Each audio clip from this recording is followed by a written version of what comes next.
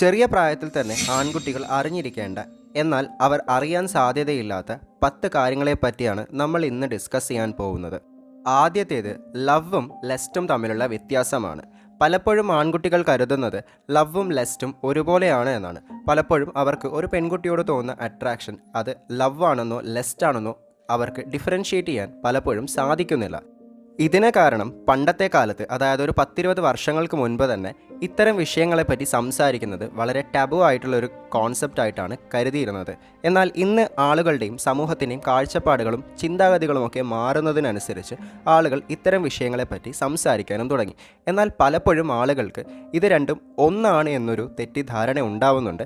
എന്നാൽ ലവും ലെസ്റ്റും തമ്മിൽ ഒരുപാടധികം വ്യത്യാസങ്ങളുണ്ടെന്നും എന്താണ് യഥാർത്ഥത്തിലുള്ള ട്രൂ ലവ് എന്ന് പറയുന്നത്, എപ്പോഴാണ് നമുക്ക് ഒരാളോട് ട്രൂ ലവ് തോന്നുന്നത്, എപ്പോഴാണ് ഒരു വ്യക്തിയോട് നമുക്ക് ലെസ്റ്റ് തോന്നുന്നത് എന്നിങ്ങനെയുള്ള വ്യത്യാസങ്ങൾ ഏതൊരാളും അറിഞ്ഞിരിക്കേണ്ടതുണ്ട്. നമ്മുടെ കോളേജ് ഡിഗ്രിയോ എക്സ്പീരിയൻസോ ഒന്നും തന്നെ നോക്കാതെ നമ്മുടെ കഴിവിനനുസരിച്ചുള്ള ഒരു ജോലിയാണ് നമ്മുടെ ലക്ഷ്യമെങ്കിൽ തീർച്ചയായിട്ടും റീലെവലിൻ്റെ സഹായത്തോടെ നമുക്കത് നേടിയെടുക്കാവുന്നതാണ്. നല്ല സാലറി പാക്കേജുകളോടുകൂടി ഇന്ത്യയിലെ തന്നെ ലീഡിംഗ് ആയിട്ടുള്ള യൂണിക്കോൺ കമ്പനീസിൽ നമുക്ക് സ്ഥിരമായിട്ടൊരു ജോലി കരസ്ഥമാക്കണമെങ്കിൽ റീലെവലിൻ്റെ സഹായത്തോടെ അതിന്ന് സാധ്യമാണ്. ഡിസ്ക്രിപ്ഷനിൽ കൊടുത്തിരിക്കുന്ന ലിങ്ക് ഉപയോഗിച്ചുകൊണ്ട് റീലെവലിൻ്റെ വെബ്സൈറ്റിൽ കയറി സൈനപ്പ് ചെയ്തതിന് ശേഷം റീലെവലിൻ്റെ ഫ്രീ ടെസ്റ്റിന് വേണ്ടി രജിസ്റ്റർ ചെയ്യുക. റീലെവലിൻ്റെ തന്നെ വെബ്സൈറ്റിൽ ഈ ഫ്രീ ടെസ്റ്റിന് വേണ്ടി പ്രിപ്പയർ ചെയ്യാനുള്ള മോക്ക് ടെസ്റ്റുകളും അതുപോലുള്ള റിസോഴ്സസും എല്ലാം തന്നെ അവൈലബിൾ ആണ്. ഇതെല്ലാം തന്നെ 100% ഫ്രീയുമാണ്. ഇതിനു വേണ്ടി പ്രിപ്പയർ ചെയ്തതിന് ശേഷം നിങ്ങൾ ആ ടെസ്റ്റ് അറ്റൻഡ് ചെയ്യുക. വെറും 15 ദിവസം കൊണ്ട് നിങ്ങൾക്ക് നിങ്ങൾ ആഗ്രഹിക്കുന്ന ഡ്രീം കമ്പനിയിലെ ഡ്രീം ജോബ്, ഡ്രീം കരിയർ സ്വന്തമാക്കാൻ സാധിക്കുന്നതാണ്. കോളേജ് ഡിഗ്രിയോ എക്സ്പീരിയൻസോ ഒന്നും തന്നെ നോക്കാതെ ഇന്ത്യയിലെ തന്നെ 200ഓളം മികച്ച കമ്പനികളായിട്ടുള്ള ക്രെഡ്, അപ്ഗ്രാഡ് പോലുള്ള മികച്ച കമ്പനികളിലാണ് നമുക്ക് ജോലി ലഭിക്കുന്നത്. മാത്രമല്ല front end development, back end development, business development, full stack development തുടങ്ങിയ മേഖലകളിൽ 50 ലക്ഷം രൂപയുടെ വരെ പാക്കേജാണ് ഈ കമ്പനികൾ ഓഫർ ചെയ്യുന്നത്. ഇതൊന്നും പോരാതെ റീലെവലിൻ്റെ മന്ത്ലി അച്ചീവേഴ്സ് ലീഡർ ബോർഡിൽ ഇടം നേടുകയാണെങ്കിൽ മാക്ബുക്ക്, ഐഫോൺ പോലുള്ള സമ്മാനങ്ങളും നമ്മളെ തേടി വരുന്നു. ഓൾറെഡി ജോബ് എക്സ്പീരിയൻസ് ഉള്ള ആളുകൾക്ക് റീലെവൽ വഴി ലഭിക്കുന്ന ജോലിയിൽ 50% സാലറി ഹൈക്കും ലഭ്യമാവുന്നു. ഡിസ്ക്രിപ്ഷനിൽ കൊടുത്തിരിക്കുന്ന റീലെവലിൻ്റെ ലിങ്ക് ഉപയോഗിച്ചുകൊണ്ട് റീലെവൽ വെബ്സൈറ്റിൽ കയറി സൈനപ്പ് ചെയ്ത് ഇന്ന് തന്നെ ഫ്രീ ടെസ്റ്റിന് വേണ്ടി രജിസ്റ്റർ ചെയ്യുക. വെറും 15 ദിവസം കൊണ്ട് നമ്മുടെ ഡ്രീം കരിയർ നമുക്ക് സ്വന്തമാക്കാം. രണ്ടാമത്തേത് ഒറ്റയ്ക്ക് സിനിമ കാണാൻ പോവുക. പലപ്പോഴും സ്കൂളിലും കോളേജിലുമൊക്കെ പഠിക്കുന്ന സമയത്ത് നമ്മൾ നമ്മുടെ സുഹൃത്തുക്കളുടെ കൂടെ സിനിമയ്ക്ക് പോകാറുണ്ട്. ഇത് പലപ്പോഴും ഒരു എൻജോയ്മെൻറ്റും എൻ്റർടൈൻമെൻറ്റും എന്നൊക്കെയുള്ള രീതിയിലായിരിക്കും പോകുന്നത്. എന്നാൽ ഇതുപോലെ നമുക്ക് ഒറ്റയ്ക്ക് സിനിമയ്ക്ക് പോകാൻ ഒരല്പം ബുദ്ധിമുട്ടായിരിക്കും. കാരണം കൂടെ ഒരാളില്ലാതെ ഒറ്റയ്ക്ക് സിനിമ കാണുക എന്നത് വളരെ ബോറൻ പരിപാടിയാണ് എന്നൊരു ധാരണ എല്ലാവർക്കും ഉണ്ട്. എന്നാൽ യഥാർത്ഥത്തിൽ നമുക്ക് ചില സമയങ്ങളിൽ ഒറ്റയ്ക്ക് സിനിമയ്ക്ക് പോകുന്നതിൽ യാതൊരുവിധ കുഴപ്പവുമില്ല. മറിച്ച് വളരെയധികം കോഗ്നിറ്റീവ് ഡെവലപ്മെൻറ്റിന് സഹായിക്കുന്നൊരു ഹാബിറ്റ് കൂടിയാണ് ഒറ്റയ്ക്ക് സിനിമയ്ക്ക് പോവുക എന്നത്. കാരണം നമ്മുടെ ലൈഫിൽ എല്ലായ്പ്പോഴും നമ്മുടെ കൂടെ എല്ലാ കാര്യങ്ങൾക്കും ആളുകൾ ഉണ്ടാവില്ല എന്ന ഒരു യാഥാർത്ഥ്യം നമ്മൾ മനസ്സിലാക്കേണ്ടതുണ്ട്.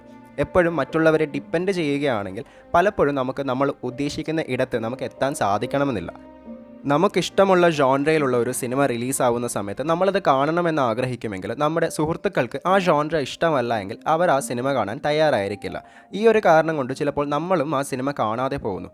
എന്നാൽ യഥാർത്ഥത്തിൽ നമുക്കിഷ്ടപ്പെട്ട ജോൺറയിലുള്ള ഒരു സിനിമയാണെങ്കിൽ തീർച്ചയായും നമ്മളത് സിനിമ കണ്ട് നമ്മളത് ആസ്വദിക്കേണ്ടതുണ്ട്. അതിനെ നമ്മൾ സുഹൃത്തുക്കളെ ഡിപ്പെൻഡ് ചെയ്യാൻ പാടില്ല. ഇത് തന്നെയാണ് ലൈഫിലും. പല സാഹചര്യങ്ങളിലും നമുക്ക് ലൈഫിൽ എത്തിച്ചേരേണ്ട സ്ഥലത്ത് നമ്മുടെ കൂടെ വരാൻ സുഹൃത്തുക്കൾ തയ്യാറായിരിക്കണമെന്നില്ല.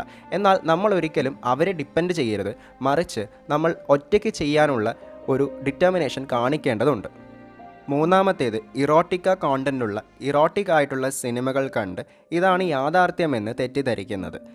പലപ്പോഴും ആളുകൾ ഇറോട്ടിക്ക ജോൺറയിലുള്ള സിനിമകൾ കണ്ടതിന് ശേഷം ഇതാണ് യാഥാർത്ഥ്യം, ഇങ്ങനെയാണ് യഥാർത്ഥ ജീവിതത്തിലും നടക്കുക എന്നൊരു തെറ്റിദ്ധാരണ വെച്ചുകൊണ്ട് അവ കൂടുതൽ കണ്ട് അവയിൽ നിന്നും ഒരുപാട് കാര്യങ്ങൾ പഠിക്കാനൊക്കെ ശ്രമിക്കാറുണ്ട്. എന്നാൽ യഥാർത്ഥത്തിൽ അത് വെറും സിനിമയാണെന്നും അത് ഒരാളുടെ കൽപ്പനാശേഷിയിൽ ഉണ്ടായിട്ടുള്ള ഒരു സൃഷ്ടി മാത്രമാണെന്നും യഥാർത്ഥ ജീവിതം ഒരിക്കലും അങ്ങനെ ആയിരിക്കില്ല, ഒരുപാടധികം മാറ്റങ്ങൾ യഥാർത്ഥ ജീവിതത്തിൽ ഉണ്ടായിരിക്കും എന്നൊക്കെയുള്ള ധാരണകൾ ആളുകൾക്ക് പലപ്പോഴും ഉണ്ടാവുന്നില്ല.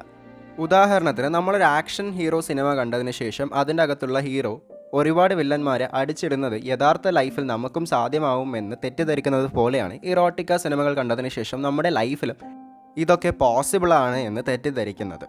നാലാമത്തേത് നമ്മുടെ സുഹൃത്തിൻ്റെ എക്സ് ഗേൾ ഫ്രണ്ടിനെ പ്രണയിക്കാതിരിക്കുക എന്നതാണ്. പലപ്പോഴും ആളുകൾക്ക് ഇങ്ങനത്തെ ഒരു അബദ്ധം സംഭവിക്കാറുണ്ട്. അവരുടെ ഉറ്റ സുഹൃത്തിൻ്റെ എക്സ് ഗേൾ ഫ്രണ്ടുമായിട്ട് അവർ ഡേറ്റ് ചെയ്യുക അല്ലെങ്കിൽ പ്രണയത്തിലാവുക എന്നുള്ളൊരു സംഭവം പലപ്പോഴും നടക്കുന്നുണ്ട്. എന്നാൽ ഇവിടെ ഒരുപാടധികം പ്രശ്നങ്ങൾ ഉണ്ടാവുന്നുണ്ട് എന്ന കാര്യം അവർ മനസ്സിലാക്കുന്നില്ല. തുടക്കത്തിലൊക്കെ കാര്യങ്ങളെല്ലാം വളരെ സോർട്ടഡ് ആയിട്ട് തോന്നുമെങ്കിലും പിന്നീട് ഒരുപാടധികം പ്രശ്നങ്ങൾ നമ്മുടെ ലൈഫിലും ഉണ്ടാവും. നമ്മുടെ ലൈഫിൽ മാത്രമല്ല, നമ്മുടെ സുഹൃത്തിൻ്റെ ലൈഫിലായാലും ആ പെൺകുട്ടിയുടെ ലൈഫിലായാലും ഒക്കെ തന്നെ ഒരുപാടധികം പ്രശ്നങ്ങൾ നടന്നുകൊണ്ടേയിരിക്കും. ഇത്തരത്തിലുള്ള ഒരു അബദ്ധം ചെയ്യാതിരിക്കാൻ വേണ്ടി ശ്രമിക്കുക. അഞ്ചാമത്തത് സ്റ്റേ അപ്ഡേറ്റഡ്. നമ്മുടെ ചുറ്റിലും ഇപ്പോൾ കറൻ്റ്ലി നടന്നുകൊണ്ടിരിക്കുന്ന ട്രെൻഡിങ് ആയിട്ടുള്ള കാര്യങ്ങളെ പറ്റിയെല്ലാം തന്നെ കൃത്യമായി തന്നെ അറിഞ്ഞിരിക്കേണ്ട അല്ലെങ്കിൽ ഒരു തിരിച്ചറിവുണ്ടായിരിക്കേണ്ടത് വളരെ അത്യാവശ്യമായിട്ടുള്ളൊരു കാര്യമാണ്. പലപ്പോഴും ആളുകൾക്ക് സംഭവിക്കുന്നത് അവർ ഇത്തരം കാര്യങ്ങളെ പറ്റിയൊന്നും അല്ലെങ്കിൽ നമ്മുടെ ചുറ്റിലും നടക്കുന്ന കാര്യങ്ങളെ പറ്റിയൊന്നും ഒട്ടും തന്നെ ബോധവാന്മാരാവാതെ സോഷ്യൽ മീഡിയയിൽ കാണുന്ന വളരെ അന്ധമായിട്ടുള്ള പല കാര്യങ്ങളെയും ആക്സെപ്റ്റ് ചെയ്ത് അതിനെ മാത്രം ഫോളോ ചെയ്തിട്ട് അവർക്ക് കൃത്യമായി സ്വന്തമായ ഒരു ഐഡൻറ്റിറ്റിയോ അല്ലെങ്കിൽ അഭിപ്രായങ്ങളോ ഒന്നും തന്നെ രൂപപ്പെടുത്താതെ ജീവിക്കുകയാണ്. ഇങ്ങനെ ഒരു ചെമ്മരിയാടിനെ പോലെ ഒരുപാട് കൂട്ടം ആളുകളെ ഫോളോ ചെയ്യുന്നതിന് പകരം നമുക്ക് കൃത്യമായ ഒരു വീക്ഷണം എല്ലാ കാര്യങ്ങളെ പറ്റിയും ഉണ്ടായിരിക്കണം. നമ്മുടെ നിരീക്ഷണങ്ങൾ എപ്പോഴും അപ്ഡേറ്റഡായി തന്നെ കീപ്പ് ചെയ്യാൻ വേണ്ടി ശ്രമിക്കുക. ആറാമത്തേത് ഹ്യൂമർ സെൻസിനെ പറ്റിയാണ്. ഹ്യൂമർ സെൻസ് എന്ന് പറയുന്നത് പലപ്പോഴും ആളുകളെ പെട്ടെന്ന് അട്രാക്റ്റീവ് ആക്കുന്ന ഒരു കാര്യമാണ്. സംസാരിക്കുന്നതിനിടയിൽ വളരെ വിറ്റിയായിട്ടും ഹ്യൂമറസ് ആയിട്ടും സംസാരിക്കാൻ കഴിവുള്ള ആളുകൾ, മറ്റുള്ളവരെ ഹിലാരിയസ് ആക്കാൻ സാധിക്കുന്ന ആളുകൾ തീർച്ചയായിട്ടും നല്ല ഇംപ്രഷൻ തന്നെ ക്രിയേറ്റ് ചെയ്യുന്നുണ്ട്. എന്നാൽ ഇതിനർത്ഥം ഒരു കോമാളിയെ പോലെ അല്ല, ഒരു ജോക്കറെ പോലെയൊക്കെ പെരുമാറണം അല്ലെങ്കിൽ എപ്പോഴും തമാശ പറഞ്ഞുകൊണ്ടിരിക്കുക എന്നുള്ളതല്ല. നമ്മൾ നമ്മുടെ ലൈഫിനെ പറ്റിയും നമ്മുടെ ഗോൾസിനെ പറ്റിയും നമ്മുടെ വിഷനെ പറ്റിയും നല്ല കൃത്യമായ ഒരു ധാരണയും ക്ലാരിറ്റിയും നമുക്ക് ഉണ്ടായിരിക്കണം. നമ്മുടെ പേർപ്പസ് എന്താണെന്ന് അറിഞ്ഞിരിക്കുകയും വേണം.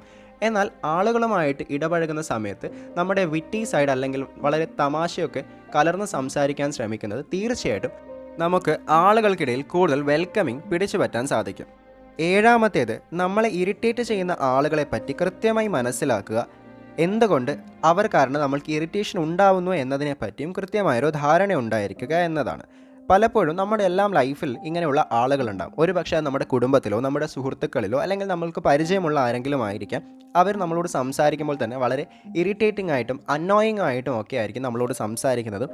അത് കാരണം നമ്മളെ അത് വളരെയധികം നെഗറ്റീവായിട്ട് എഫക്റ്റ് ചെയ്യാനുള്ള സാധ്യതയുമുണ്ട്. എന്നാൽ അടുത്ത പ്രാവശ്യം എന്തുകൊണ്ടാണ് നമുക്കിങ്ങനെ ഫീൽ ചെയ്യുന്നത് എന്ന് മനസ്സിലാക്കാൻ ശ്രമിക്കാം. അവരോട് ദേഷ്യപ്പെടുന്നതിനോ അല്ലെങ്കിൽ ഇമോഷണലി റിയാക്ട് ചെയ്യുന്നതിനോ പകരം നമ്മൾ നമ്മുടെ ഇമോഷനെ കൃത്യമായി തന്നെ മനസ്സിലാക്കിക്കൊണ്ട് അത്തരമൊരു സിറ്റുവേഷനെ പരമാവധി അവോയ്ഡ് ചെയ്യാൻ വേണ്ടി ശ്രമിക്കുക.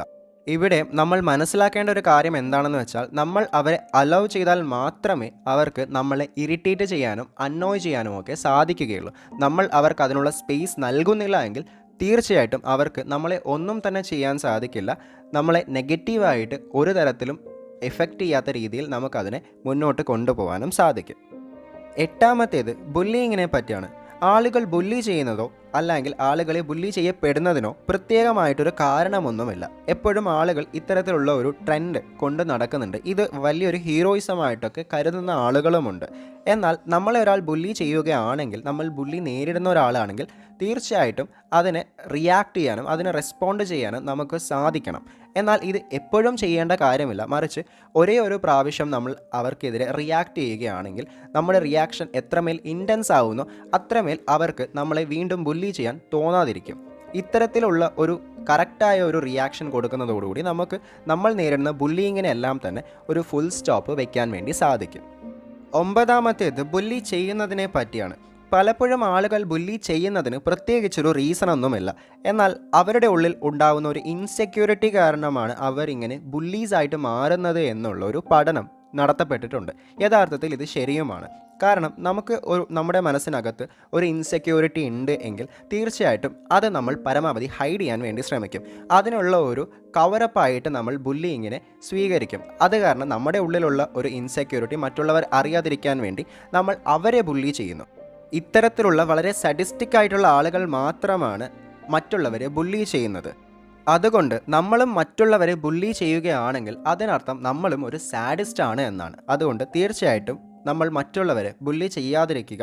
അതുപോലെ ബുള്ളിങ്ങിനെ പരമാവധി എതിർക്കാൻ ശ്രമിക്കുക. പത്താമത്തേത് സ്റ്റോറി ടെല്ലിംഗ്. സ്റ്റോറി ടെല്ലിംഗ് എന്ന് പറയുന്നത് നമ്മുടെ ഇന്നത്തെ കാലഘട്ടത്തിൽ ഏറ്റവും അധികം അനിവാര്യമായിട്ടുള്ള ഒരു സ്കില്ലാണ്.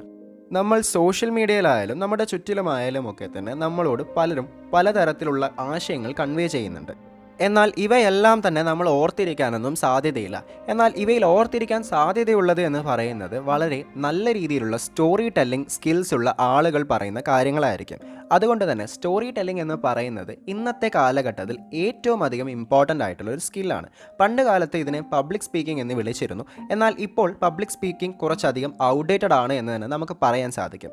വെറും പബ്ലിക് സ്പീക്കിങ്ങിനുള്ള കോൺഫിഡൻസ് ഉണ്ടെങ്കിൽ മാത്രം ഇന്ന് ആളുകൾക്ക് നല്ല രീതിയിലുള്ള ഒരു സക്സസ്ഫുള്ളായ ലൈഫ് ജീവിക്കാൻ സാധിക്കില്ല. മറിച്ച് അവർക്ക് സ്റ്റോറി ടെല്ലിങ്ങിൻ്റെ സ്കിൽ കൂടെ ഉണ്ടെങ്കിൽ തീർച്ചയായിട്ടും അവർക്ക് ഒരുപാടധികം ഹൈറ്റ്സ് അച്ചീവ് ചെയ്യാൻ സാധിക്കും.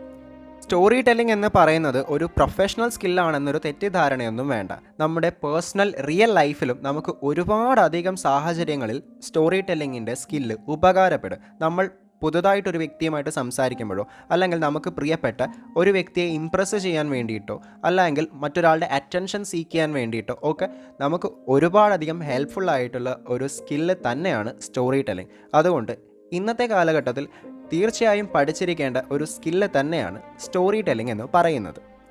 ഇന്നത്തെ കാലത്ത് ആൺകുട്ടികൾ അറിഞ്ഞിരിക്കേണ്ട എന്നാൽ അറിയാൻ സാധ്യത കുറവുള്ള 10 വിഷയങ്ങളെ പറ്റിയാണ് നമ്മൾ ഇന്ന് ഡിസ്കസ് ചെയ്തത്. ഈ വീഡിയോ പറഞ്ഞിട്ടുള്ള കാര്യങ്ങൾ തീർച്ചയായിട്ടും നമ്മുടെ ലൈഫിൽ ഇംപ്ലിമെൻറ്റ് ചെയ്യാൻ വേണ്ടി ശ്രമിക്കുക. തീർച്ചയായിട്ടും ഒരുപാടധികം ഉപകാരപ്രദമായിട്ടുള്ള കാര്യങ്ങൾ തന്നെയാണ് നമ്മൾ ഇന്ന് ഡിസ്കസ് ചെയ്തത്. ഈ വീഡിയോ ഇഷ്ടമായെങ്കിൽ ഇതുപോലുള്ള കൂടുതൽ ഇൻഫോർമേറ്റീവ് ആയിട്ടുള്ള കാര്യങ്ങൾ അറിയണമെന്ന് ആഗ്രഹമുണ്ടെങ്കിൽ തീർച്ചയായിട്ടും കമൻറ്റ് ചെയ്ത് അറിയിക്കുക. അതുപോലെ ഈ വീഡിയോയുടെ സെക്കൻഡ് പാർട്ട് വേണമെന്നുണ്ടെങ്കിൽ തീർച്ചയായിട്ടും അതും കമൻറ്റ് ചെയ്ത് അറിയിക്കുക.